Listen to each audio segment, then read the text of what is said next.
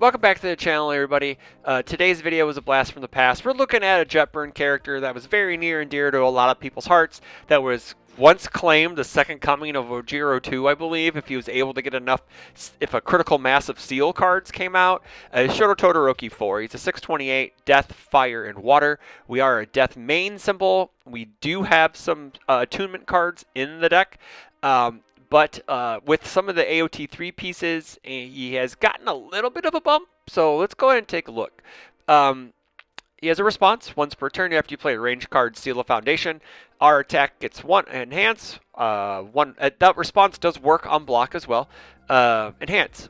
Your attack gets 1/1, and then our attack gets an additional 1/1 for every 2 sealed rival foundations. So we're going to be looking to just mass seal our rivals board on offense, so we can just get +3/+3.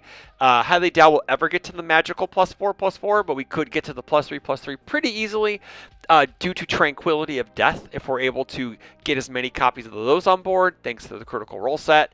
Yeah, so let's go ahead and get into it. We are playing a lot of the ranged keyword attacks. First up is Provisional Pursuit, 4 difficulty, 3 check, 3 high for 5, 2 low block. Combo Enhance, draw a card, seal a rival foundation. So we got to play ranged beforehand, not that hard. And then we can just seal another rival's move. So this is range, so we get to get 1/1, and then on play with this card, seal 1, and then with the combo enhance, seal another. So if this was our second attack, we'd already have a ranged attack played, so it wouldn't matter. And speaking of a good ranged card, we got Battle Order Release. 4 difficulty, 3 check, 4 high for 4, +2 mid block, enhance flip, draw a card. We love drawing cards on 4 diffs. Enhance, this attack gets +X damage. X equals the number of face down foundations in our stage. That may not be that big early game, but late game it is pretty huge. And then we get the stats with Shoto, so that's pretty good. I wanted an Echo move in the deck. When I first built the deck, I thought he was Death, Fire, Order for some reason, and yeah, I put Thunder Spear Barrage in here. I thought it was the coolest. I'm like, man, this deck's gonna be awesome. And then I was like, wait, why isn't it coming up as a standard deck? And then someone's like, hey man, he doesn't have Order, and I'm like, oh boy. But yeah, so we put Trace Eyes in the deck. 4 difficulty, 3 check, 4 low for 3. We can circumvent the momentum cost for Echo by destroying a ready foundation, but I wanted an Echo move in here just because it's a 2-for-1 it's a 2-for-1 attack, and if we can get our sealed count up a lot, it can get to be like a 6 low for 5, a 7 low for 4 if we get the magical, the +3/+3, the magical +3/+3 number.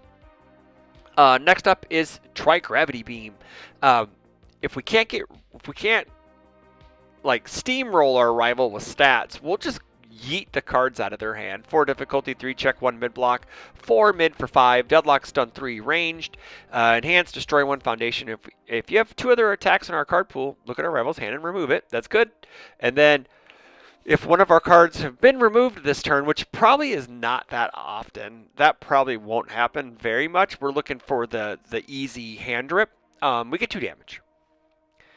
Speaking of which, actually, we could try Grab Beam. If we lead with Sweeping Daggers or have a dagger and we remove it, we're good. So Sweeping Daggers, 4 difficulty, 3 check, 1 mid block, 4 damage, 5 speed, 4 damage. This is the only non-ranged move in the deck. To be fair, if someone has a ranged move, even though combo only looks for printed, but you could staple it on here by removing a rival's attack, and then we can burn him 1. And then we got Charring Flurry, 5 difficulty, 3 check, 1 high block, 3 low for 5. Enhance, discard 1 momentum, seal up to 2 rival non-character cards in your rival stage. So that could be assets, backups, foundations, which is really cool because it says non-character card, so we can actually touch backups that way. Enhance, commit, freeze. Commit and freeze 1 sealed rival foundation or asset in their stage. Response flip after it deals damage. We do an additional damage for each of their sealed foundations. Range to stun 1. I don't know, man. I'm one of those people who didn't mind the keywords on the bottom, but man, I'm definitely glad they put it back on top. I didn't mind it, but yep. We got yeah, Dwethvar Star Razor, 2/5/1 high. It's a point and click. It's an additional one seal for free every turn, and it's a little bit of a response, a little bit of like a stopgap if our rival's trying to overrun us. Response commit: after you take 5 or more damage from an attack, your rival must play a non-attack as their a non-attack card as their next form or pass. They can lose 6 to cancel it. Free, sure, go ahead. But like this card's super cool because it's just an extra seal. So while on play with Shoto, and then we can point and click with this. If we have no other ways to do it, it gives us an additional 1/1, so we're always at 2/2, moving through the turn. Now with Filled with Doubt, there's a discussion going on. Not like a heavy discussion, but at the time, but about main decking Filled with Doubt instead of just like, I don't know. I think 2 copies is probably fine. Like we could probably just cut this from the main board and just side it, which is what we're gonna do now. So yeah, we just did it. Yeah, so we're at 62 cards, so we're fine. I think that having it in the board's just perfectly okay, and then we can bring it in. Just because if someone has like a problem attack, we'll be fine. So we'll get to that when we get in the board. I have something I've been thinking on, because the discussion is like how many copies should a deck play with Filled with Doubt, and man, my buddy Phil Birch said having a 6 hand size character that's just gonna hold Filled with Doubt for turns is it's gonna leave you a -1 hand size for a turn. So all I have to do is just keep building 3, and then when I have 6 or 7 attacks in hand, you're just gonna die. And then the fact where it's easier for a 7-hander to pocket these in their hand than it is a 6-hander just makes it all that more like viable to be in the sideboard. In my eyes, I totally agree with that point. So moving on to foundations, we got Syndicate Target. This $20 rare at Botan's coaching for some reason. Settling No Deaths because I wanted some extra card draw, and Death has crappy high blocks, so I needed a high block.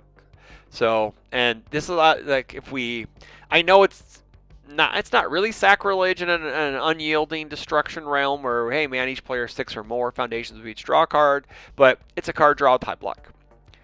And then Battle for Dominance. This card's been going in a lot of decks that I've been building lately. I think the card pool clear on Rival's turn and draw a card and low block is so good that you may use main 4 of these.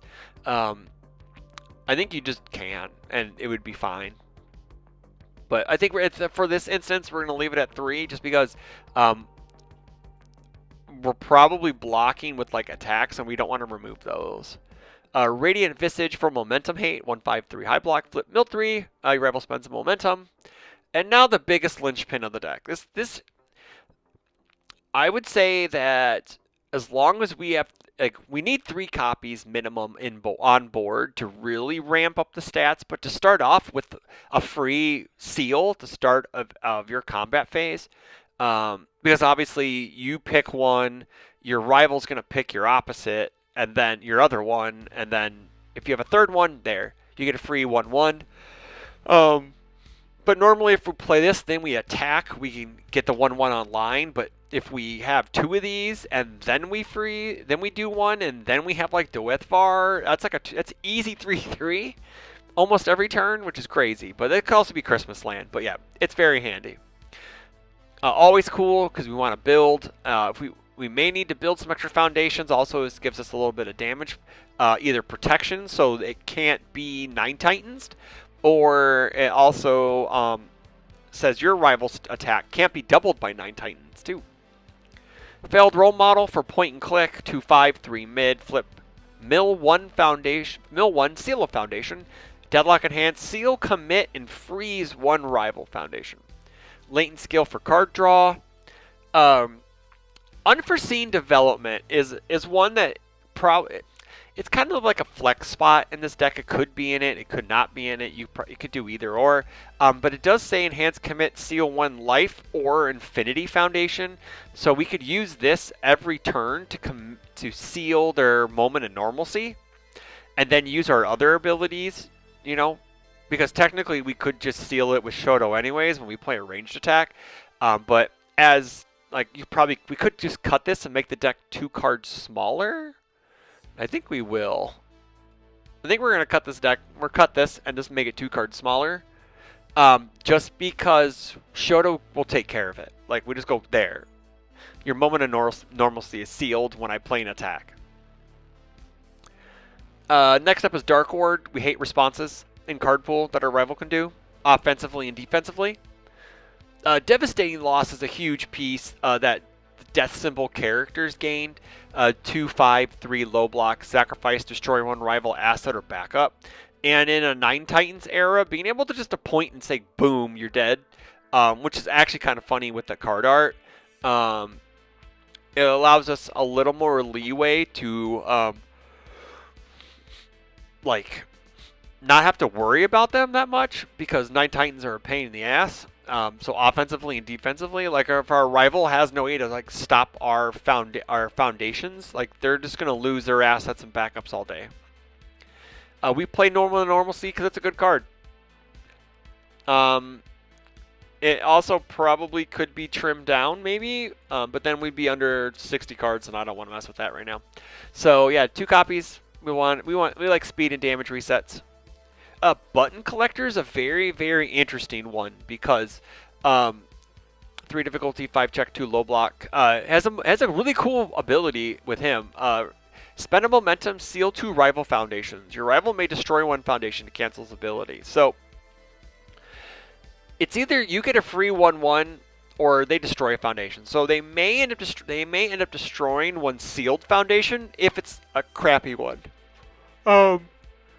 So normally you're picking their good foundations to seal, so if they blow up their good foundations and leave their bad foundations, I think that's a win, right? So spend a momentum for 1/1 or nuke one of their best pieces, which is great. Which leaves your rival in a really bad situation, because do they want to give you an additional 1/1 or nuke their best piece for offense or defense? And then you can commit and draw a card for each copy, and then if you have 2 or more cards, you flip the cards, yeah. In our sideboard, we got 2 Dark Ward.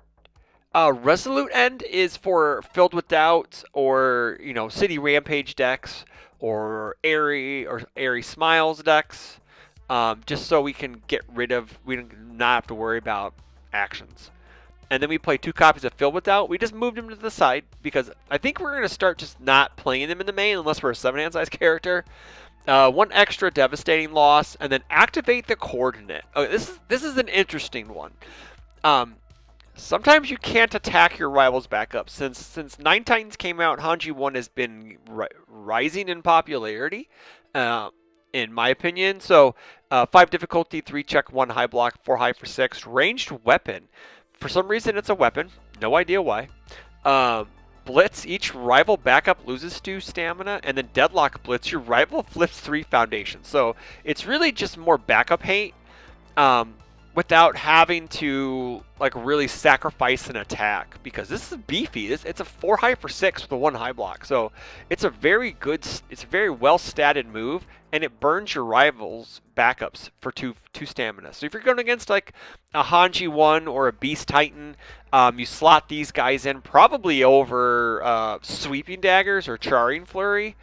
I could even see a room where you just get rid of Trace Ice and slot these guys in, and then you just go to town and you just keep playing these as much as you can, and then you just burn them down. So so it's just a little piece of backup hate. So, but that's the Shoto Todoroki 4 deck, guys. So let me know what you think in the comments below. Have you been going back to older characters and trying them out with the new stuff?